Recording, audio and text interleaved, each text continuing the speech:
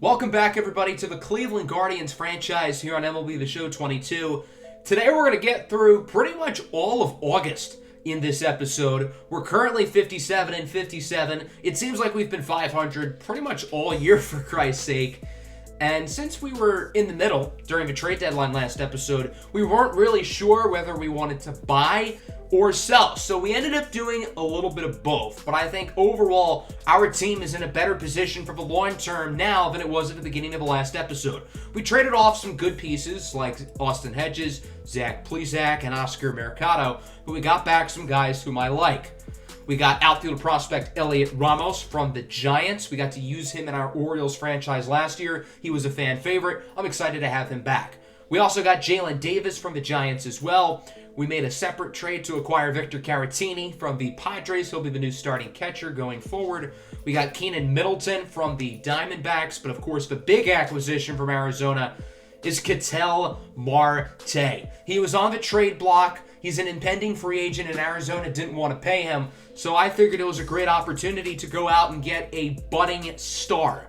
Despite the fact that Marte was on the last year of his contract, I was not afraid to go out and make the move for him because we extended him.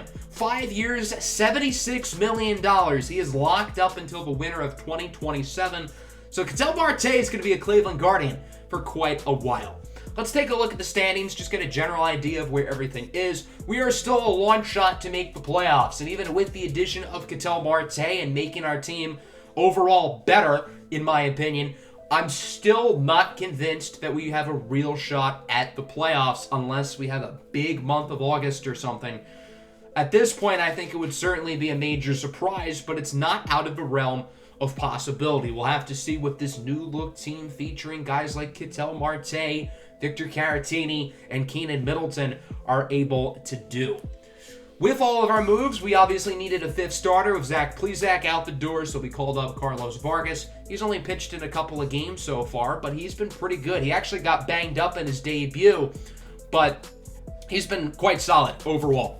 So I wanted to play against the Blue Jays and the Padres. They're two of the funnest teams in baseball, so we're going to simulate past this series against the Detroit Tigers, and we sweep them, including a 2-0 win here in Game 2, pitched by Shane Bieber, who went 8 2/3 innings, did not allow a single run. Bieber dominates every time he plays against the Detroit Tigers. I don't know why that is, but he owns the Tigers. I then simulated the first game against Toronto. He scored 10, but allowed 11. I wanted to pitch with Carlos Vargas. That's why I ended up picking this second game. I wanted to get Vargas in action here in a played game just to see how he would do, because through the first two simulated games that he has started, he has obviously been quite effective. So this should be a fun one here at the Rogers Center. The Guardians sit at 2 games above 500 at 60 and 58. The Blue Jays are one of Cleveland's direct competition in making the playoffs. They are 63 and 54, so just a little bit better than the Guardians as of now. So Toronto's going to be bringing out Kevin Gausman for the start, who they signed for big money from the Giants this offseason, and so far he's been worth every penny. With a 2.27 ERA, he has been very good. So here's Ketel Marte ripping this one into center field. That'll drop for a hit. Nice swing there by Marte. He thought about going 2. He wanted to tease the center fielder Springer, but he's going to head back to first. So that'll bring up Jose Ramirez, who has been raking since the All-Star break. Why stop now? Ramirez with a bomb into right field. That one goes off the foul pole for a 2-run shot, and the Cleveland Guardians are very quickly on the board. A great swing there by Ramirez, his 35th home run of the year, his 9th since the All-Star break. He has been unbelievable since his home run derby victory, and he has put on a home run derby here in the second half of the season. So the dynamic duo of Marte and Ramirez both scored. Cleveland leads 2-0. Good start for the Guardians as we look at Carlos Vargas, who's allowed 2 runs in just under 10 innings so far with Cleveland in his first couple of starts. Leading off the game is for shortstop Bo Bichette, who crushes this one into the left center gap. That one's going to drop for what looks like an extra base hit as Kwan gets to it quickly, but that'll be a double. No Ketel Marte in center field. He's actually playing second base today. I got a lot of suggestions in the comments to try him out there, so I figured he was worth a shot. George Springer goes down looking. Nice pitch there by Vargas to get through the inning fairly easily. Good start here for Cleveland as they lead this game 2-0.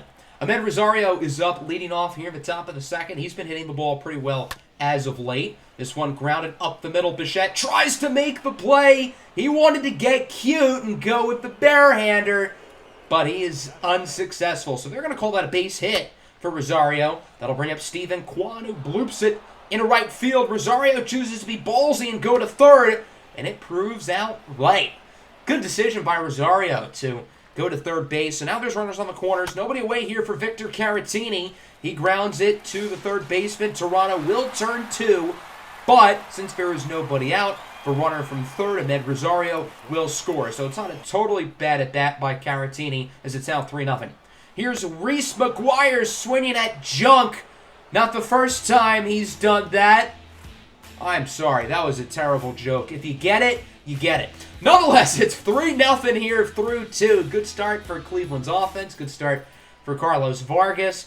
We move to the third inning now. Miles Straw leads it off here for Cleveland. Count is full. He's swinging at the dirt practically as he gets fooled by the low splitter. Good pitch there from Gausman, who we know is very good, but has gotten off to a slow start today as he faces off against Marte. Got him looking on the low and outside fastball. Good pitch there by Gausman for the second out of the inning. We move to the bottom half of the fourth now. Not a lot of offense as of recent as Raimel Tapia goes down to the high fastball. Carlos Vargas is cruising right now. He has been fantastic. 2 away here for George Springer with a Springer dinger into left field, and Toronto is on the board finally. Nice swing there for Springer. I didn't hear any trash cans banging there. Nonetheless, it's now 3-1 as the Blue Jays are on the board. We move to the 5th inning now. Stephen Kwan lines it to first. Nice play by Vladimir Guerrero Jr. Not known for his glove, but he gets a nice out there. That'll bring up Jose Ramirez. He has a home run already today, and he'll end up going down looking on the outside fastball. Nice pitch there from Gausman, who's had 3 straight dominant innings after a slow start. Score remains 3-1 as we move to the bottom half of the inning. We're actually going to go to the bottom half of the 6th inning now. Still 3-1, still really not a lot of offense. Both starting pitchers are still in the game as Samad Taylor will get a double. Miles Straw almost caught it. He almost threw Taylor out as well, but Taylor is safe. So now the Blue Jays have a runner in scoring position. That'll bring up Bo Bichette. He draws a walk on the outside fastball. Vargas is starting to look a little rough early here in the 6th inning. A pitching change could be imminent, and indeed that's what happened as Keenan Middleton will come into the game. If that was a veteran starting pitcher, I think we would have kept him out a little bit longer, but since Vargas is a rookie, it's only his 3rd start. We don't want to overwhelm him, so we're going to take him out. Still a good performance here from Vargas nonetheless, as Raimel Tapia is up for Toronto, grounds it to second. Marte is going to only get the 1 out at second. I don't know why the shortstop, Jimenez, didn't go to second to have Marte flip the ball over to him and probably turn 2. That'll bring up Vladimir Guerrero Jr., singles in a run to center. That run still would have scored had the double play been successful because there still would only be 2 outs. But nonetheless, that runner on third should not be there. We'll see if he ends up scoring as that brings up George Springer. He's going to ground this one to Ramirez. Another opportunity for a 5-4-3 double play.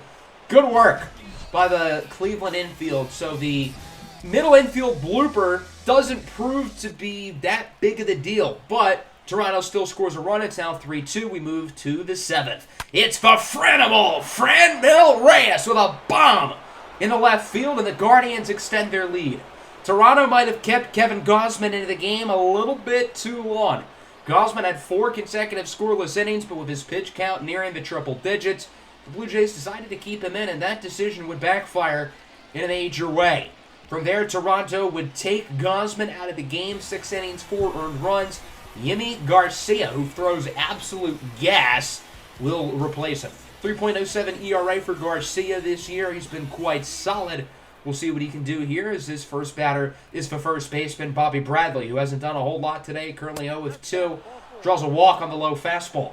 So Bradley is aboard. We'll see if the Guardians can really get anything going here in this 7th inning. They already have the home run from Reyes. Looking to add more as it's Amed Rosario who lines it into left field. That'll go for a base hit. So the first 3 batters reach successfully for the Guardians, and this is a great opportunity to flip this game wide open. One away now for the catcher. Caratini nearly gets hit on the head. Caratini gives the pitcher a well-deserved stare down going to first base. And the bases are now loaded for Josh Naylor, who flies this one into right. It will be caught by Tapia. Runner scores. That's Bradley. Close play at the plate. But McGuire was unable to dive in time. So Bradley scores off the sacrifice fly from Naylor. It's now 5-2. Guardians have runners on the corners here for the leadoff hitter, Miles Straw. Straw's going to fly this one into right. Raimel Tapia chasing after it, and he will not come down with it. So it's an RBI single for Miles Straw, and the Guardians now lead this game 6-2. Certainly not an ideal inning here for Toronto. They would make a pitching change. Their third pitcher of the inning, as it's the veteran Ross Stripling looking to finish innings off here in the seventh inning for the Jays, trying to pad the bleeding at 4. It's Ketel Marte, the leadoff hitter, who hits it high and deep into right field. Tapia at the track, at the wall. It's caught. Kind of an anticlimactic ending to the inning, but still, the Guardians scored 2. They doubled their lead. They're in a good spot here going into the bottom of the seventh inning. We'll see if the bullpen can hold on. The lefty, Anthony Gose, is in for the Guardians as he faces off against Matt Chapman, who has not done a whole lot today. Goes down on the four-seam fastball. Gose would retire the side with no issues, and we move forward to the top of the 8th. 6-2 is your score. Here's Jose Ramirez, who opens up the inning, drawing a walk. So the Guardians will start this one with a runner aboard. That'll bring up Franmil Reyes, who hit a home run in his last at-bat in the previous inning. Why not add another one? Another no-doubter and a bat flip from Franmil Reyes. This one will reach the second deck. A moonshot for the Franimal, and the Guardians lead it 8-2. Reyes has not lived up to expectations for me this year, but he has been very effective since the All-Star break. This is the Franmil Reyes that I was hoping for at the beginning of the season, and I am glad he has come alive.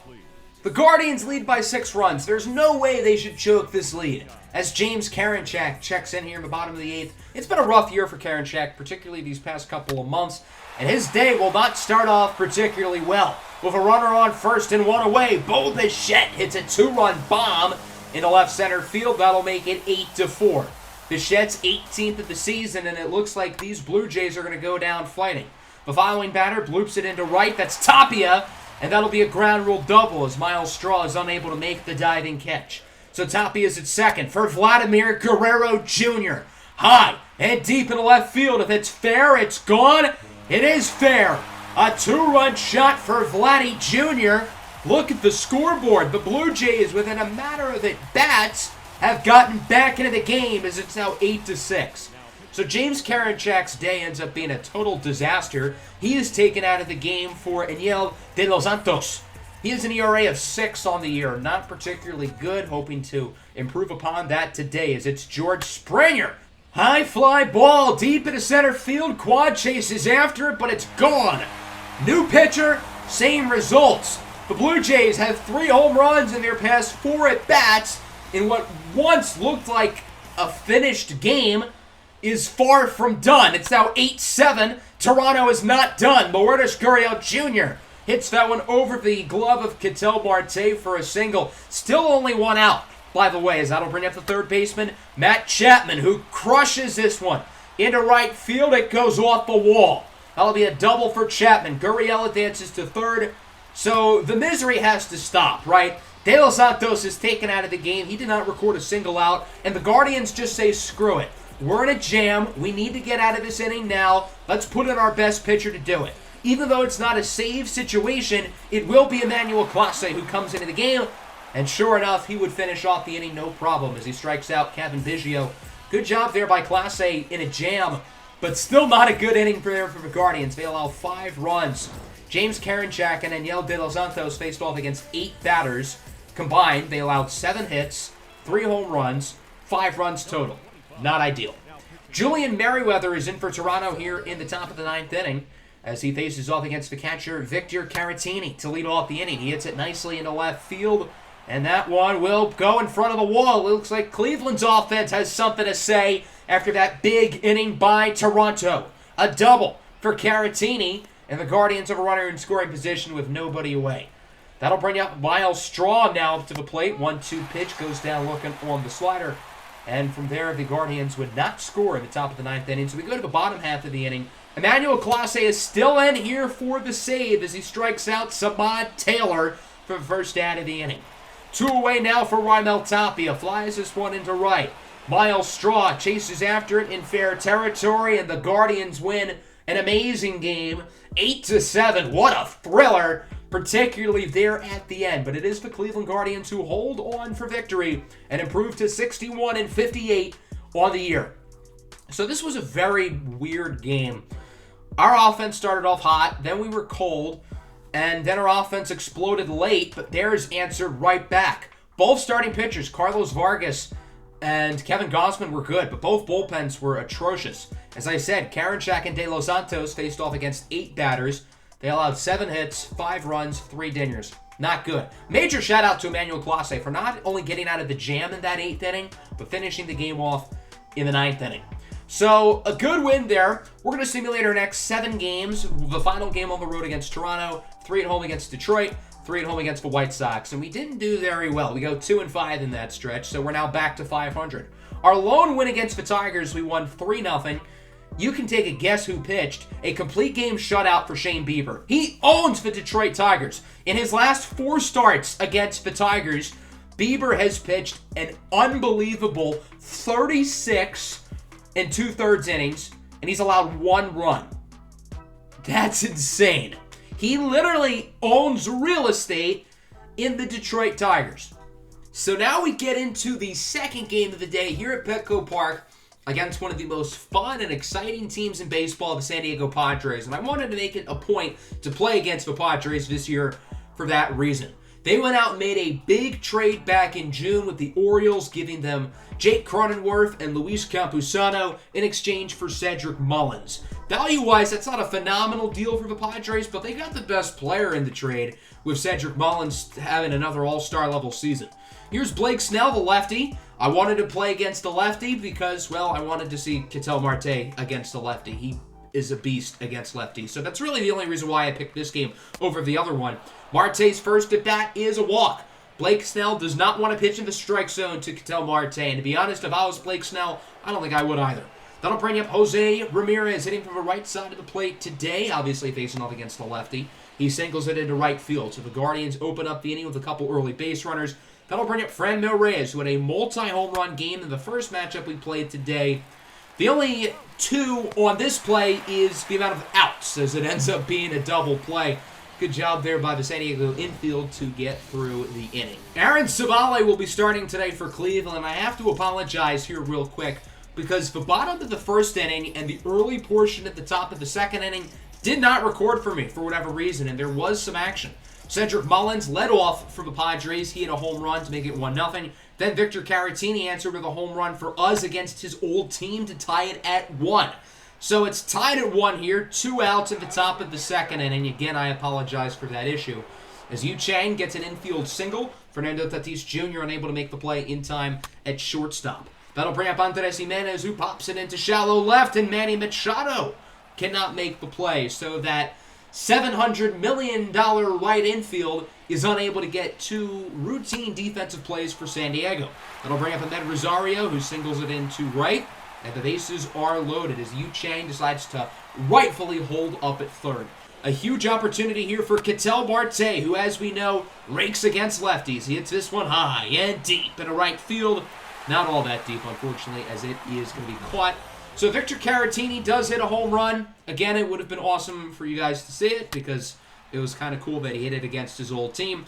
Here in the bottom of the second, this is Joey Votto. Yes, Joey Votto is on the Padres, and he leads off the inning with a home run of his own, and the Padres are now up 2-1. Cincinnati traded him to San Diego this year to try to let him win a championship ring before he retires. Here in the top of the third inning, Jose Ramirez goes down looking on the low fastball. Nice pitch there from Blake Snell. That'll bring up the Franmil Reyes, and they call strike 3. Angel Hernandez behind the dish dings him up. And now we go to Josh Naylor, the former Padre. These two teams have made a number of trades in recent years, so there are a number of players on this Cleveland team who used to play for the Padres, such as Josh Naylor, who strikes out. Into the bottom of the third now, it's Ha-Seong Kim leading it off. He hits it high and deep into center. Marte after it at the track, at the wall. It's gone. A solo home run for Ha-Seong Kim, and it's now 3-1. So in all 3 innings today, the Padres have led off with a home run. Mullins, Votto, and now Kim. Not ideal if you're Aaron Civale allowing 3 home runs today. That'll bring up Cedric Mullins, who homered earlier. This one will not quite go over the fence, but instead off the wall for what looks like a double as he slides into second base safely. The Padres offense is really playing well right now. They are rocking Aaron Civale, who has struggled on the mound since the All-Star break. That'll bring up Fernando Tatis Jr., the superstar shortstop, who singles it into center. Runner headed home. Good throw by Marte, but it's not in time as Caratini is unable to tag the runner. So it is now a 4-1 Padre lead. That'll bring up Joey Votto. Homered earlier, grounds it to short. Rosario makes the play. That'll end the inning. That'll end Aaron Civale's day after just 3 innings. Civale just never found a groove. He allowed a home run to leadoff batter in all 3 innings. And the Guardians are not going to keep him in the game. It'll be Enyel De Los Santos here in the bottom of the 4th inning to replace him. Cleveland hoping for a couple innings out of their line relievers. He faces off against Nomar Mazara with 1 away. Mazara gets that one past the glove of Ahmed Rosario for a single into center. So Mazara, former top prospect with the Rangers, has since been bouncing around a bunch of different teams. He is now aboard. That'll bring up the catcher, Austin Nola, who's going to bloop this one into left center field. That'll drop for a hit. Runner advances to third safely. Solid throw by Naylor, but he's unable to make the play in time. So now there's runners on the corners here for the second baseman, Ha-Seong Kim, who's going to fly this one towards the Padre dugout, and it's caught! What a play!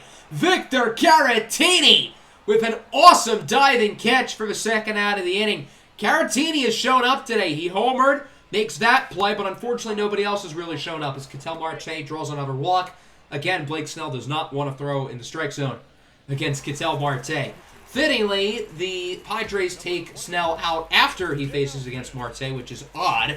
They're going to replace him with the long reliever, Dinelson Lamet. Former starter has turned into a reliever and has been good since then as he plunks Ramirez on the kneecap. Dan Campbell must be a Dinelson Lamet guy, let me tell you.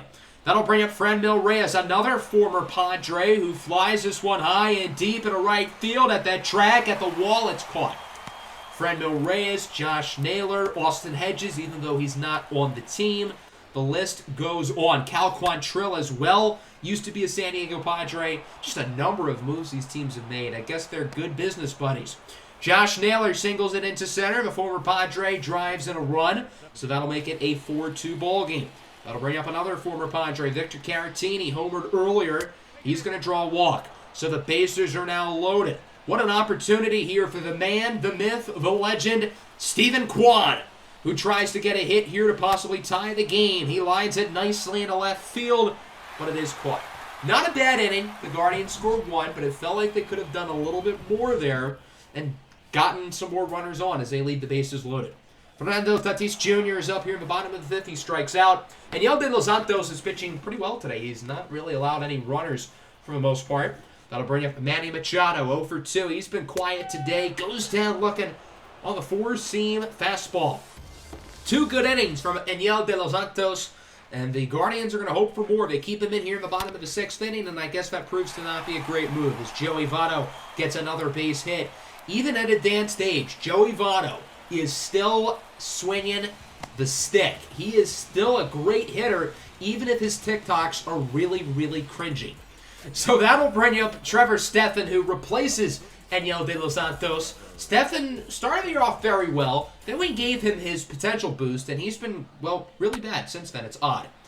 Runners on the corners here. Nobody out for Nomar Mazara. He will fly this one into center. It's caught by Ketel Marte. Runner scores, and the Padres now lead this game 5-2. The sacrifice fly is a success. 2 away now for Ha-Seong Kim. Had the home run earlier. Grounds it to Ramirez, and the throw is way off. So now, instead of ending the inning, San Diego has 2 runners in scoring position. A costly error by Ramirez, his second error of the ball game, but luckily it proves not to be an issue as Cedric Mullins strikes out looking. So Stephan gets out of the inning. We move to the 7th. Here's Jose Ramirez. He has 2 errors. He's also reached base twice. Should have been 3 times, but again, Angel Hernandez behind the plate thinks the strike zone is about as big as the Great Wall of China. So Ramirez gets run down on strikes. We go to the bottom half of the inning. Keenan Middleton is in for the Guardians as he faces off against Fernando Tatis Jr. with 1 away. And Tatis will get a double. Most base runners will hold up at first, but Tatis, he's aggressive, and he's also pretty fast. So Tatis is in scoring position. That'll bring up Manny Machado, who hasn't done a whole lot of anything yet. Singles into left field. Josh Naylor completely misplays it. Naylor was so focused on picking it up quickly to throw the runner out at home, he doesn't even pick it up. Machado's keep on going. He's headed to third, and he is out. A big-brained play by Josh Naylor to not go for the ball and tempt Machado to go to third base. Tatis does score. It's now 6-2, but still pretty cool. So we're going to move to the 9th inning. Score remains unchanged. Emilio Pagan is in to finish this game off here for the Padres. He faces off against Ketel Marte. The Guardians down to their final strike as Marte is going to fly this one into center field. Caught by Cedric Mullins. And the San Diego Padres win this one by the final score of 6-2 as the Cleveland Guardians will drop back to under 500. They are now 63-64. So this was a weird game. Our offense wasn't good, but they weren't bad either. We got plenty of base runners today. I'm pretty sure we left 11 guys on. That's not good. Jose Ramirez with 2 errors today. Victor Caratini had a nice game, including his 2nd home run of the year. Aaron Savale struggled, but the bullpen was pretty good for the most part. San Diego with home runs from Mullins, Kim, and Votto in each of the first 3 innings. Their offense kind of slowed down after that. Blake Snell was all right, but the bullpen for them was dominant.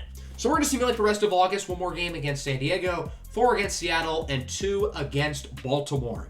We would end up going 4-3 in that span. So yes, we are still 500. We cannot run from destiny. We just have to embrace it. So we're now 67-67 with 1 month to go. Next episode, we're going to have to call up 2 people, as once we make it to the month of September, each Major League team has to have exactly 28 players on the active roster. So we'll get an opportunity to call up some young guys, possibly one of our highly regarded shortstop prospects. We'll have to see. Make sure you hit the like button and subscribe if you want more. Hope everybody enjoyed. Peace out.